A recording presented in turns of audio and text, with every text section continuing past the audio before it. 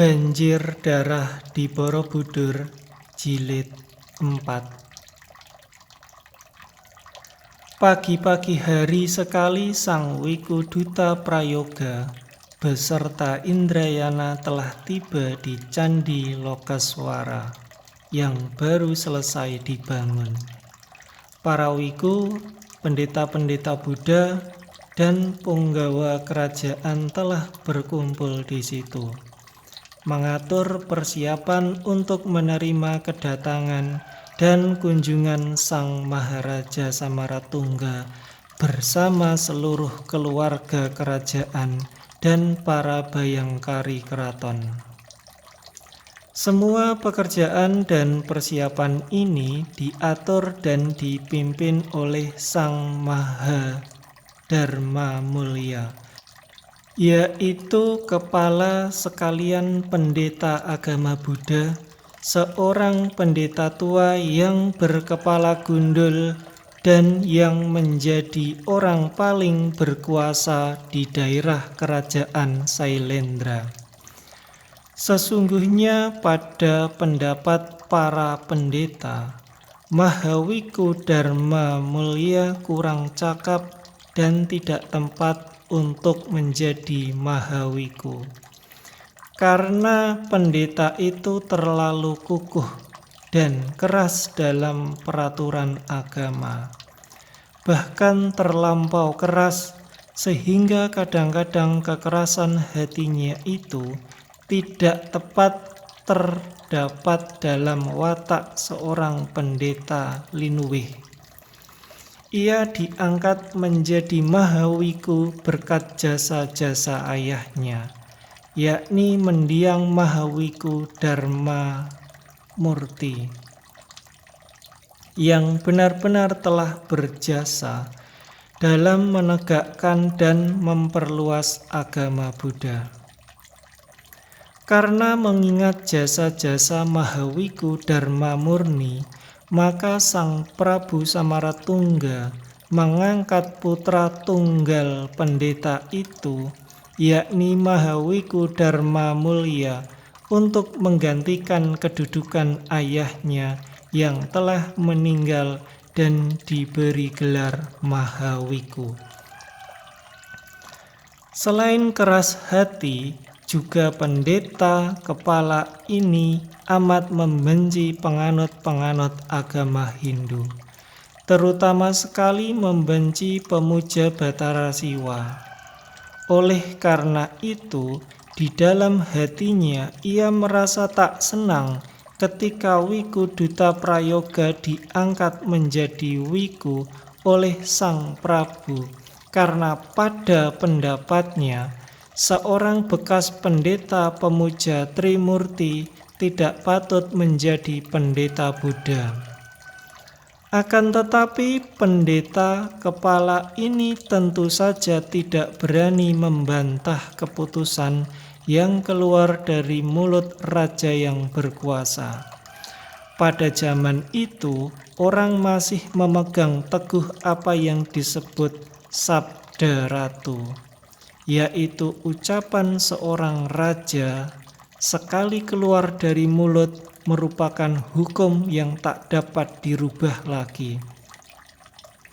Selain daripada itu, Wikuduta Prayoga berwatak halus dan selalu mengalah, dan sama sekali tidak terlihat tanda-tanda bahwa pendeta baru ini akan membahayakan kedudukannya, serta melihat pula kenyataan bahwa pendeta ini adalah seorang yang sakti mandraguna dan amat berjasa kepada raja dalam pembuatan keris-keris pusaka ageman atau yang dipergunakan oleh Sang Prabu dan para senopati di kerajaan Sailendra.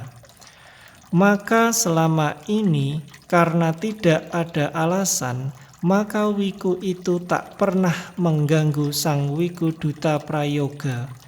Sungguh pun pendeta ini cukup maklum akan dendam dan iri hati yang mengotori batin pendeta kepala itu.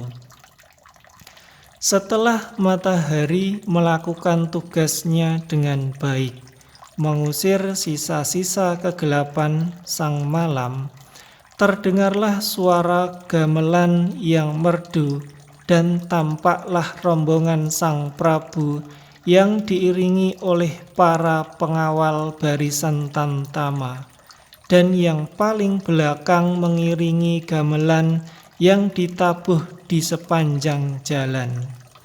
Para rakyat yang berbaris di kanan kiri jalan segera berlutut menyembah untuk memberi penghormatan kepada junjungan mereka itu. Sang Prabu Samaratungga duduk di atas kuda putihnya dengan sikap yang agung dan gagah. Wajahnya berseri gembira dan bibirnya selalu tersenyum. Permaisuri dan Sekar Kedaton duduk di dalam tandu yang tertutup oleh tirai sutra halus, sehingga dari dalam mereka dapat melihat keluar. Akan tetapi pandangan mata dari luar hanya dapat melihat bayangan mereka saja. Para punggawa, pengawal, dan barisan tamtama yang menjaga keselamatan keluarga raja ini semua tampak gagah-gagah dan mewah belaka, mengagumkan semua mata yang memandangnya. Degup jantung Indrayana makin mengencang, dan semenjak tadi sepasang matanya ditujukan kepada tandu yang dipikul oleh 6 orang wanita cantik. Tandu inilah yang diduduki oleh Sang Dyah Ayu Pramodawardhani.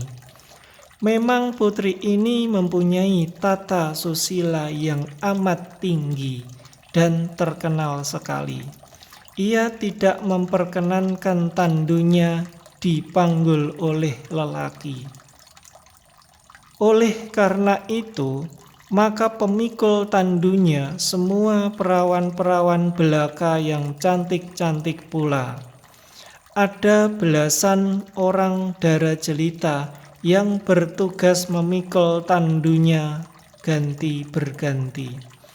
Tandu dari permaisuri dan putri-putri lainnya dipikul oleh pemikul-pemikul laki-laki yang bertubuh kuat dan berwajah sopan dan keren.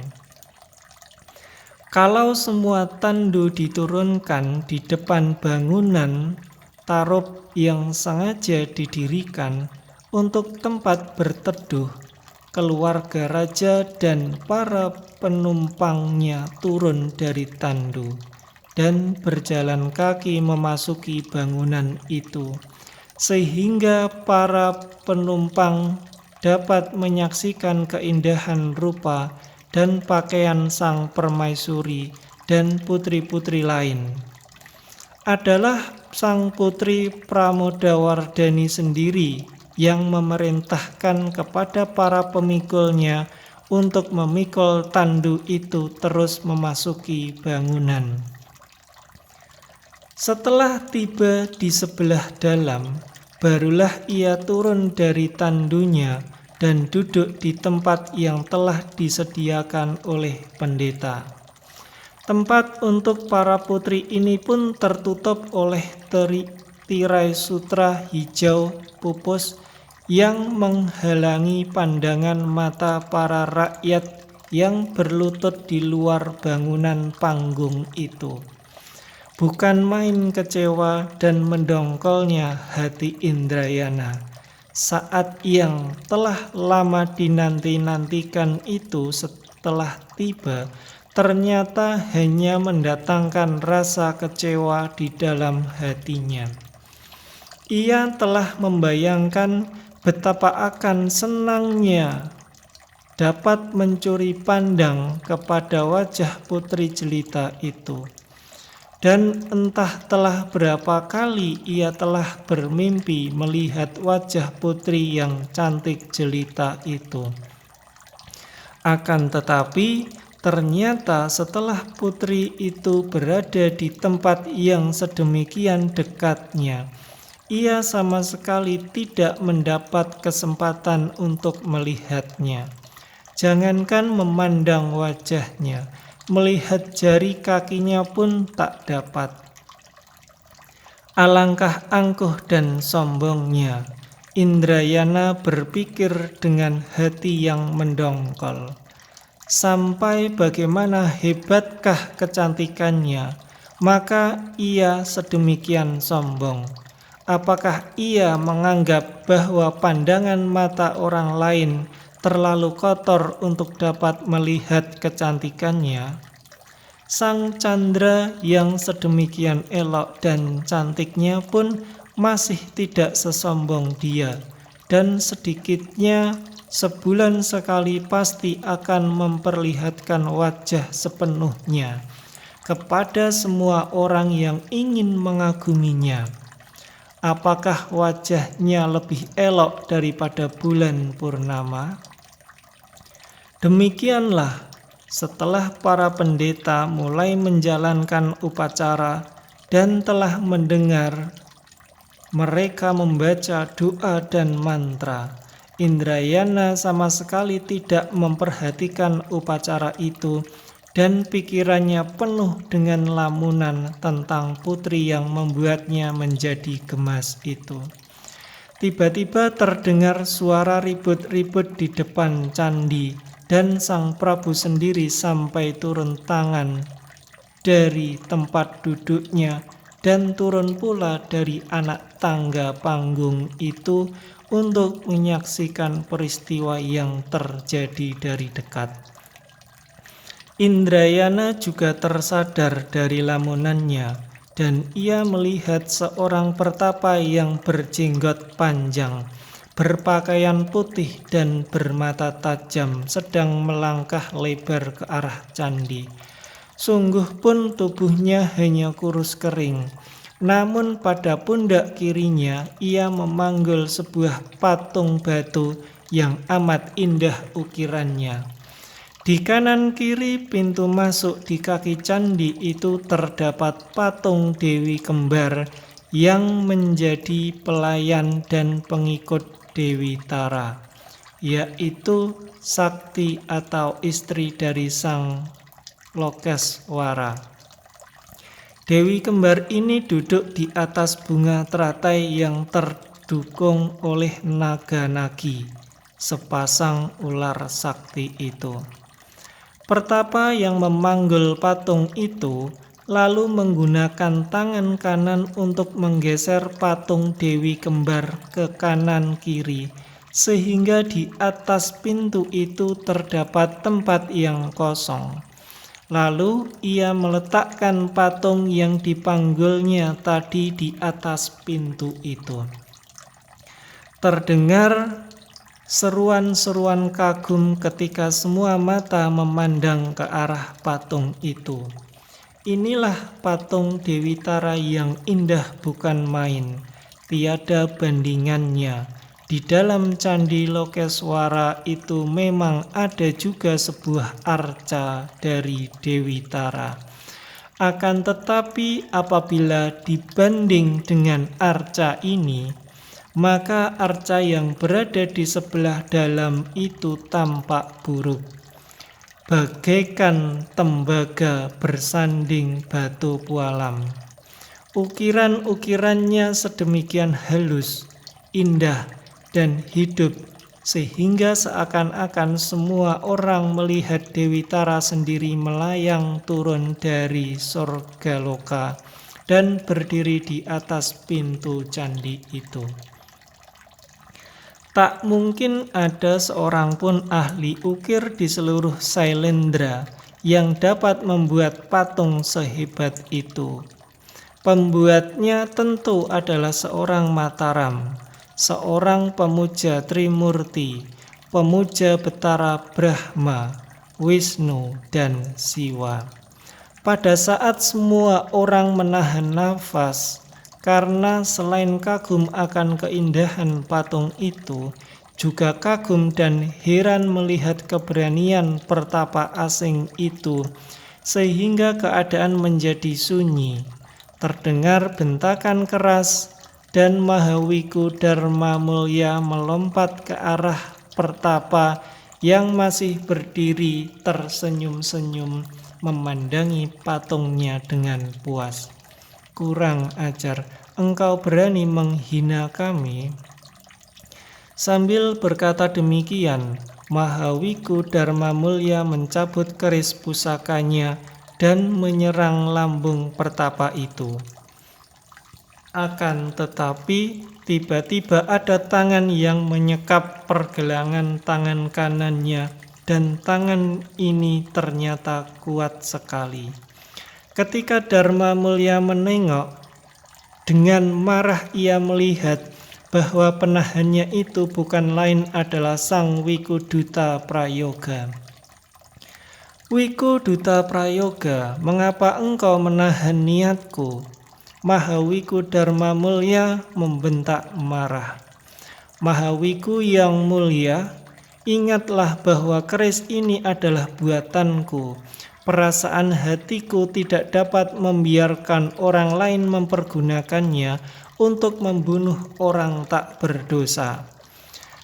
Seorang yang kurang ajar, yang sengaja datang mengacau dan menghina candi suci kita, tidak berdosa. Setidaknya dengarlah dulu keterangannya, dan Sang Prabu sendirilah yang berhak memutuskan apakah dia berdosa atau tidak," jawab Wikuduta Prayoga.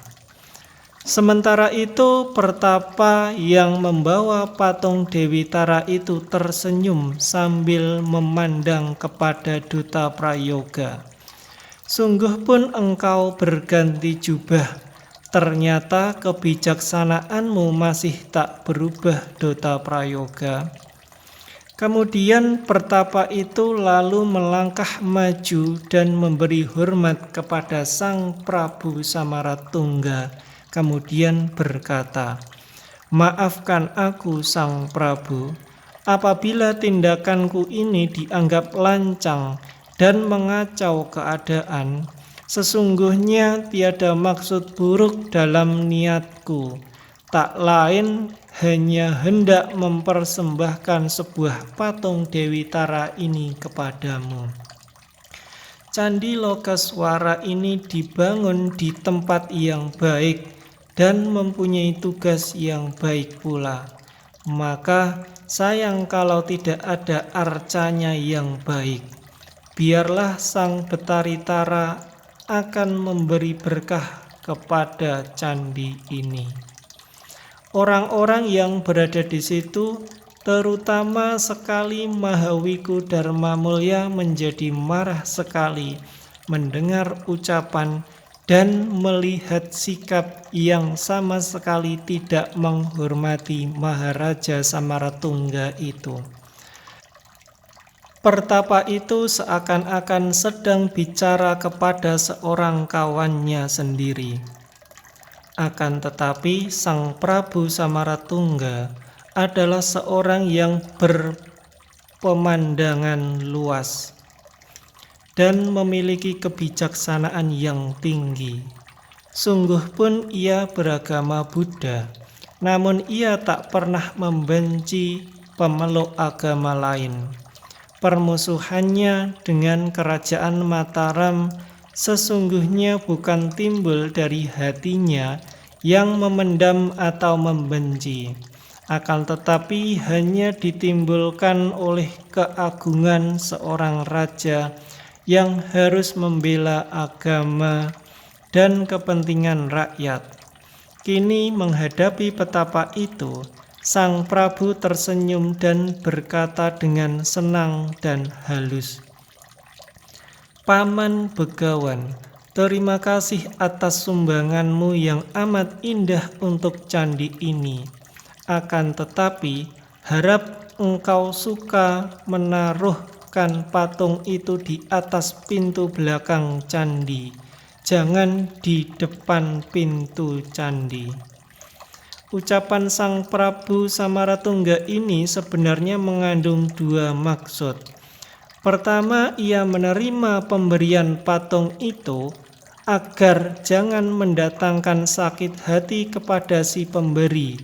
Dan kedua, ia minta agar patung itu ditaruh di pintu belakang, sehingga dengan demikian ia takkan menyinggung perasaan para wikunya sendiri. Sang Prabu mengharapkan bahwa penerimaan yang bersyarat ini akan memuaskan hati kedua pihak yang sedang panas itu. Akan tetapi, pertapa itu menjadi merah wajahnya mendengar ucapan ini, dan ia berkata sambil menahan kemarahannya, "Sang Prabu, keaslian tembaga takkan lenyap biar oleh sepuhan emas sekalipun.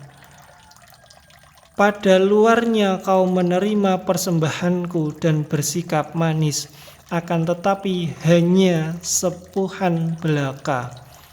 Di sebelah dalam kau menghinaku.